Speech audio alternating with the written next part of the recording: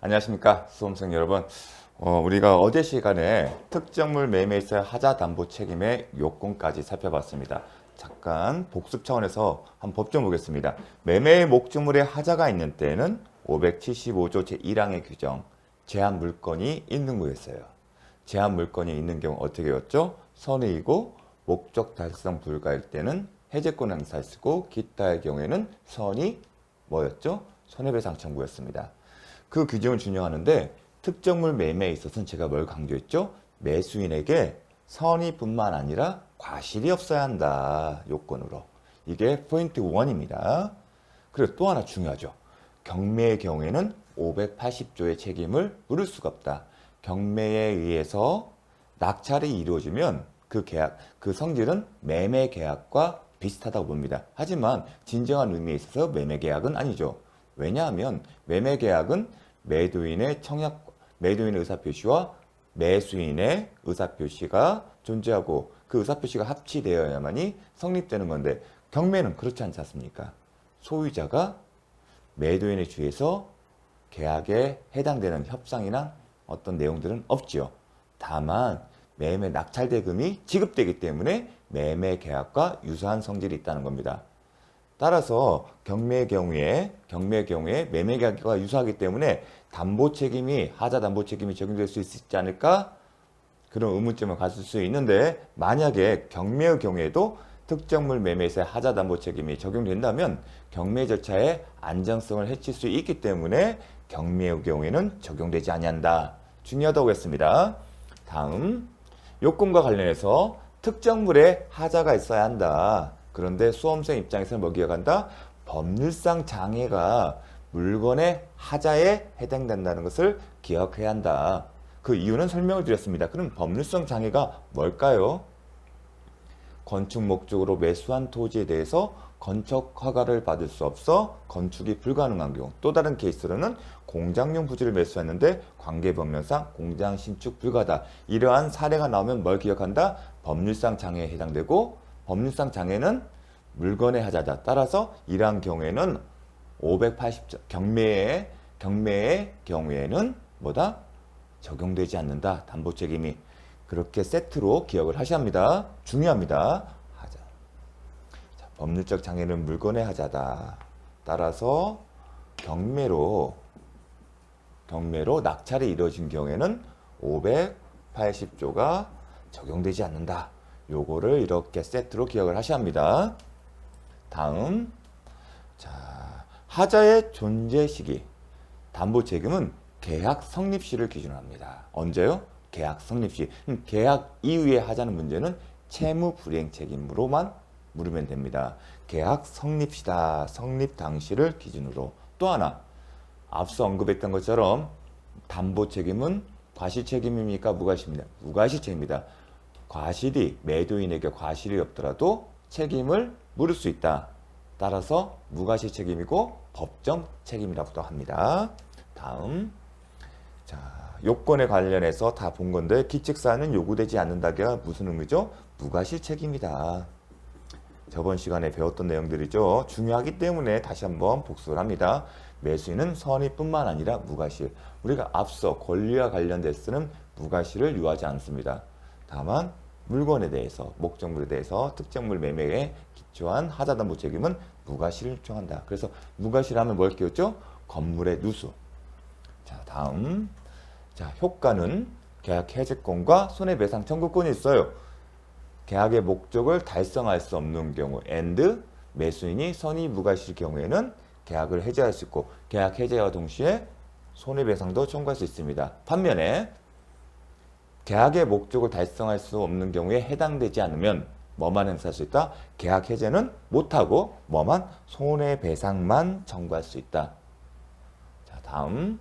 자, 요것도 중요하다고 말씀을 드렸습니다. 하자 보수 비용도 손해에 해당된다. 그리고 다음과 같이 연결해서 보겠습니다. 과실상계 규정이 준용될 수는 없다. 그러나 이 문장 자체를 암기하라고 했죠. 무슨 원칙? 공평의 원칙에 의해서 하자 발생이나 하자가 발생하거나 그 확대에 매수인의 잘못이 가공되었다면 이를 고려해서 손해배상 범위를 참작함이 상당하다. 요 문장 자체는 반드시 암기를 해주십시오. 또한 직권조사사항이다. 제가 강조를 했습니다. 지금 특정물 매매에 있어서 하자담보책임의 포인트를 가르쳐드리고 있습니다. 자, 계약 해제권과 손해배상 청구권에 대해서는 행사기간이 있어요. 당연히 특정물 매매 하자담보책임은 매수인이 선의 무과실이에요. 그럼 선의만 들어오면 뭔다? 안날로부터 그리고 6개월 내입니다. 제가 건물의 누수를 예로 들었었습니다. 자, 근데 이 제척기간인데 이건 제척기간이에요. 근데 제척기간의 의미는 제척기간의 종류에는 반드시 일정한 기간 내에 법원에 소를 제기하는 경우가 필요하고요. 그렇지 않은 경우가 있습니다. 근데 이 경우에는 반드시 소를 제기할 필요가 없고 재판 외에서 이게 무슨 의미일까요? 즉 매수인이 매도인에게 밖에서 내용 증명의 방법으로 예컨대 내용 증명의 방법으로 이런 하자를 이유로 해서 계약의 해제권을 행사합니다. 아니면 손해배상 청구권을 행사합니다. 의사를 표시하면 됩니다. 그러면 반드시 재판을 통해서 하는 경우를 어떤 표현을 쓰냐면 제척기간인데 and 반드시 소를 제기한다. 이런 경우는 뭐라고 하냐면 출소기간이라고 합니다. 출소가 감옥에서 출소하는 게 아니라 법원에 소를 제기하는 경우. 그런데 수험생 입장에서는 우리가 지금까지 배운 것 중에서 하나만 기억하면 돼요. 기억나실지는 모르겠지만 페이지 171쪽 자습서 점유 보호 청구권의 행사의 경우에는 1년 내에 행사하는데 그 기간은 제척 기간이고 반드시 소를 제기한다. 그래서 출소 기간이었습니다. 수험생은 출소 기간은 그 경우만 기억하시면 됩니다. 나머지는 재판 외에서도 행사도 충분하다. 자, 다음 중요한 것은 이거예요. 하자 담보에 기한 손해배상 청구권은 제척 기간과 함께 채권 소멸시효의 규정이 중복 적용된다. 뭐라고요? 하자 담보에 기한 손해배상 청구권은 제척 기간과 함께, 자, 제척 기간이라고 했죠. 6월 내에 행사해야 한다. 이렇게 돼 있어요. 법조문에는 하자의 존재를 안 날로부터 손해배상 청구권은 6월 내에 행사한다. 이렇게 돼 있어요. 그러니까 이건 제척 기간이에요. 그런데 뭐라고 써요? 함께 뭐도 적용된다? 채권 소멸시효가 중복 적용된다. 그런데 582조에는 그런 표현이 있어요? 없어요? 없어요. 대법원 판례 그렇게 쓴 거예요. 중복 적용된대요. 제척 기간도 적용되고 소멸시효도 적용돼요. 왜냐하면 손해배상 청구권은 손해가 발생했으니까 그 손해를 배상해줘. 채권이에요. 기본적으로 채권은 소멸시효의 대상이에요. 그 기간은 원칙적으로 10년이지만 경우에 따라서는 달라질 수가 있겠죠. 그런데 특징이 뭐냐면 제척 기간과 함께 중복이 적용돼요. 무슨 얘기냐면 되게 중요한 의미가 있습니다. 어떤 논리적으로 참 이해하기는 쉽지 않을 수도 있는데, 자, 볼게요. 매매계약 성립 시에 하자가 있으면 매수인은 향후에 매도인 상대로 권리구자수단에 있습니다. 자, 첫 번째는 원칙적으로 접근하는 채무 불이행에 기초한 손해배상 청구권이에요. 그런데 계약 당시에 성립 시에 하자가 있고 매수인에게 선의 무과실의 경우에는 580조에서 하자 담보 책임으로서 계약 해제권이나 아니면 손해배상 청구권을 인정하고 있어요. 따라서 매수인은 두 번째 옵션으로 580조에 기초한 계약 목적 달성할 수 있는 경우에는 손해배상 청구권을 가질 수 있어요. 근데 지금 뭘 갖고 있죠? 하자를 이유로 한 담보 책임을 묻고 있죠. 그 담보 책임을 묻고 있고 지금 우리 공부하고 있는 건 이 담보 책임 중에 뭘? 손해배상 청구권을 갖고 있어요. 손해배상 청구권인데 이건 제척 기간이 있어요. 그래서 안날이 있으면 이 시점에 안날이다.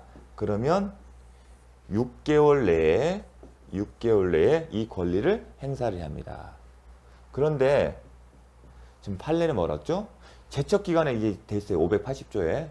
그런데 판례는 뭐라고 하냐면 이 손해배상, 담보책임에 대한 손해배상 채권은 성격이 채권이기 때문에 소멸시효 규정도 중복 적용된다. 중복. 이 얘기는 뭐냐면 안날로부터 6개월 내에 행사해야 할 뿐만 아니라 또는이 아니에요. 그리고 10년 내에 행사를 한 겁니다. 그러면 소멸시효는 기산점. 어느 시점부터 10년이 하는데 그 기산점은 뭐다?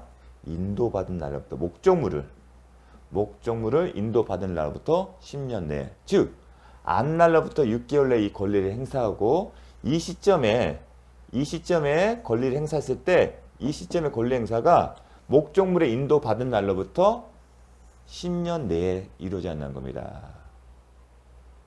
동시에 같이 한다는 거예요. 만약에 권리 행사가 6개월 이후에 이루어졌다면 그 순간 손해배상 청구권은 행사할 수 없겠죠. 제척기간이 도과되기 때문에.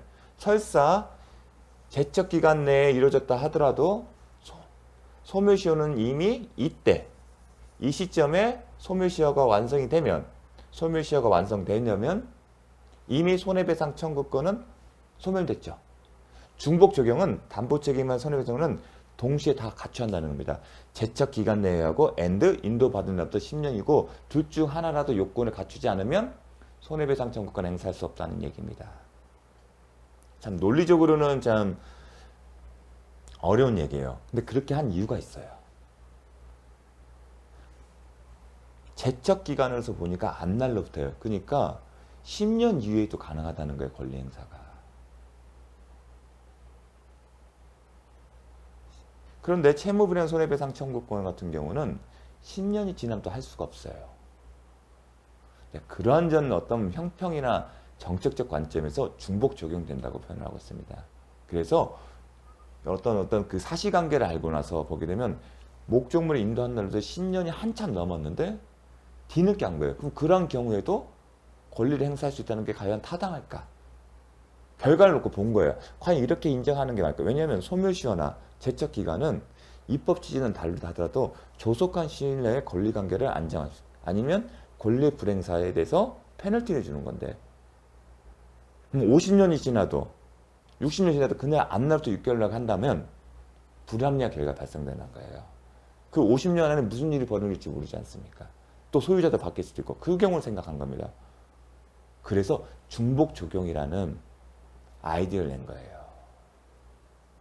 그래서 반드시 두 가지 요건, 인도받은 날부터 10년 내에 해당되어야 하고 그 다음에 앞날로부터 6개월 내입니다. 만약 둘 중 하나라도 갖추지 못하면 나머지 더 이상 살펴볼 필요 없이 권리 행사가 불가능합니다. 그 얘기를 한 겁니다. 중요합니다.